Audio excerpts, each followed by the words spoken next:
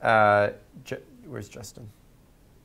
Justin, can you think of some examples with regards to prescription drugs and textbooks in terms of companies' attempts to price discriminate and how they've sort of failed? Well, I don't know about textbooks, but usually at the back of books you'll see like a different price for like Canada or the U.S. Yeah. Could that be a form of like price discrimination? Yeah, absolutely. I mean, Canada and the U.S. is not the most extreme example. Has anyone here been surprised by how cheaply you can buy textbooks used on the internet?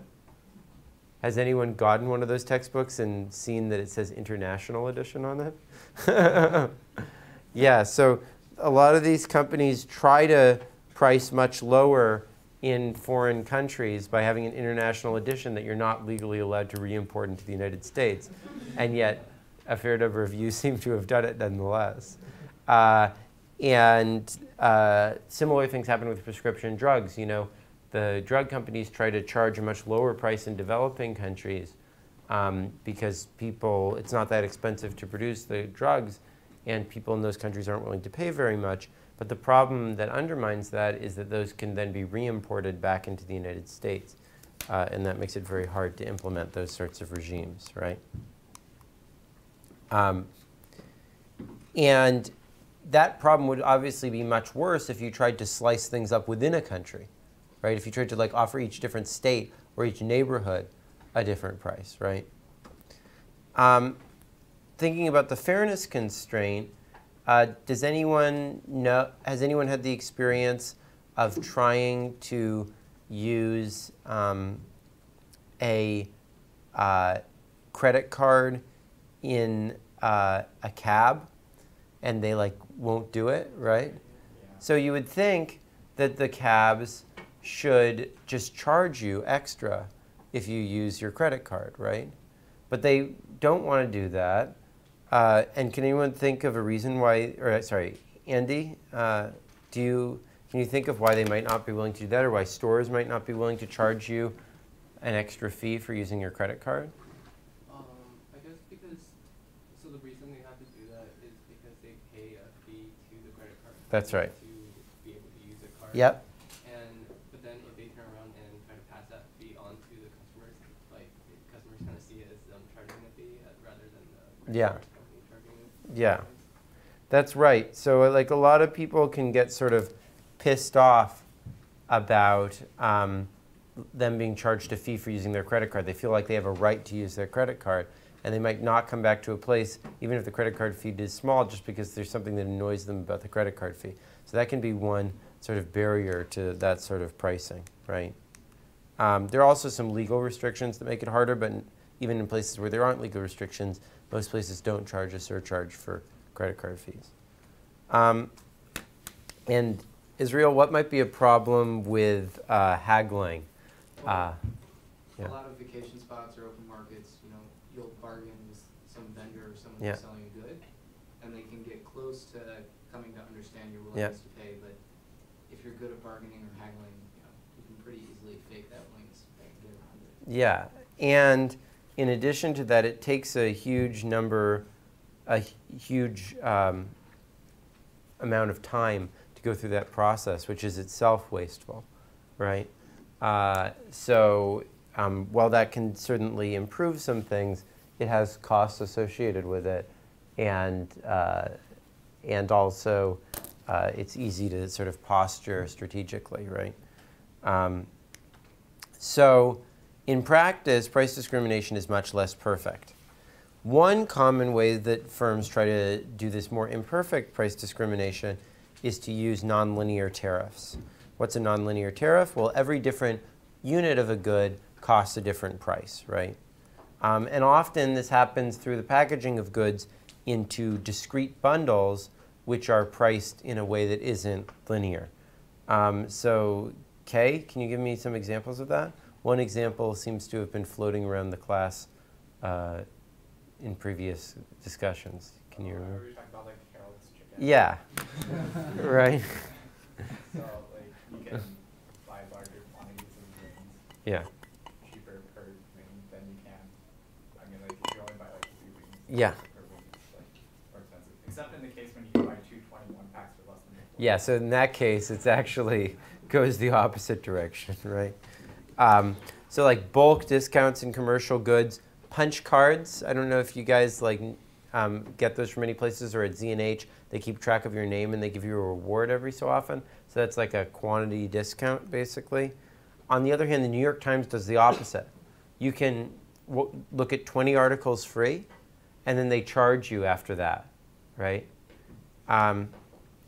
The pricing of cloud file sharing services is sort of like this as well. I don't know if you've noticed that you get like the first 5 gigabytes on like most of these cloud services for free, and then after that they start charging you.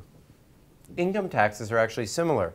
If I earn a certain amount of income, I don't have to pay anything. If I earn a little bit more income beyond that, then I start having to pay at one rate. If I earn income beyond that, so there's sort of like a nonlinear price for earning income in the country, right? So the goal of these things is to get consumers to self-select into the right price. And the price is lower if they don't mind storing like the card in their wallet, right? Because people who might be willing to like keep that card are maybe people who are more price sensitive, because they're like willing to go deal with the burden of having the card around in order to get the discount, right? And so that's like a way of targeting the discount at people who are willing to pay less, right? Now, this isn't as effective as first-degree price discrimination, because you have to incentivize people to limit their incentive to cheat or sort into the wrong good. But just to give you a sense for the case in which you would or would not want to use, or in which you would want to use a quantity discount or a quantity surcharge, you can imagine that this is someone's willingness to pay per unit as a function of the number of units that they've bought. Now, one case you could have is that there's someone who's willing to pay a ton for the first unit and very little for the second unit, and another person who's willing to pay a little bit for every unit, right? In that case, you want to give a quantity discount, right? Because basically, the people who want to buy a lot are not willing to pay very much for those extra units, and the people who value it a lot are willing to pay, only want one unit. In that case, it makes sense to give a quantity discount. On the other hand, the quantity surcharge makes sense if the people who want the most are also the people who are willing to pay the most per unit, right? And that's the case that we have here. OK. So quantity discounts and surcharges are one version of price discrimination, but quality is another version of quantity, right? You can change the quality of various services and sort of price discriminate between people that way. Chairman Mao, what are some examples of quality-based second-degree price discrimination? It's like airlines or trains. The people who are going on business, they buy of a higher quality of a service than the people who are just traveling for leisure. Exactly right. Qualities of rooms at a hotel, different levels of American Express cards, like the black card and the gold card and so forth. Tiers of cable and internet service are another example of this, right?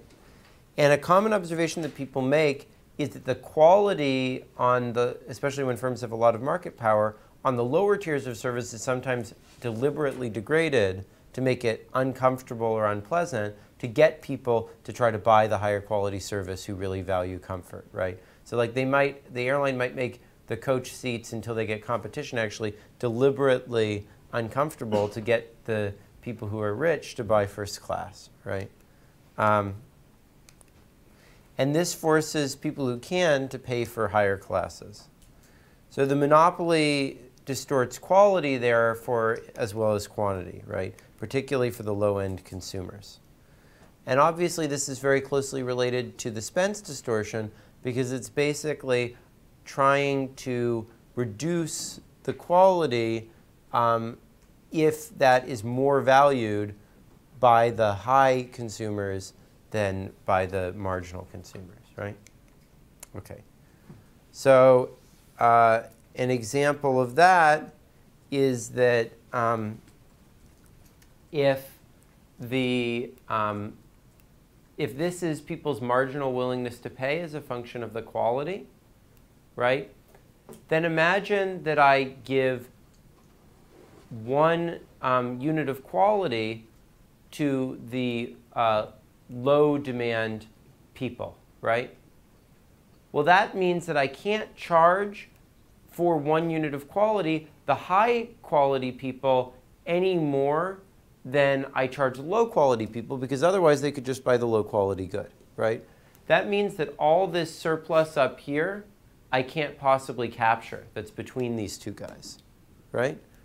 On the other hand, if I start reducing the low quality demand, if I start reducing the quality that's given to these low quality guys, right, then I can charge the high quality people the difference here, but at the cost of not being able to charge the low demand people for their willingness to pay, right? And so I'm sort of going to go, if there's like, say, 50-50 high and low people, I'm going to go up to the point where the area above this line and below this one equals the area below this line and above this one. It's like where the willingness to pay that's greater among the high demand people is exactly equal to the willingness to pay of the low people on the margin. Okay. So this only works if the high quality people, if the people who want the high quality goods, right, are unlikely to say, well, screw you, I'm just going to go on a different airplane, right? Or screw you, I'm just not going to fly at all, right? So the whole strategy here was to take people who are definitely going to fly and like try to extract more from them, rather than to worry about the possibility that they might leave the market, right? But you can think of an opposite extreme case. And this was emphasized in a paper by Walter Oy in 1971. So he talked about the fact that in some cases, we might think that the desire for quality is actually very similar between marginal and inframarginal consumers.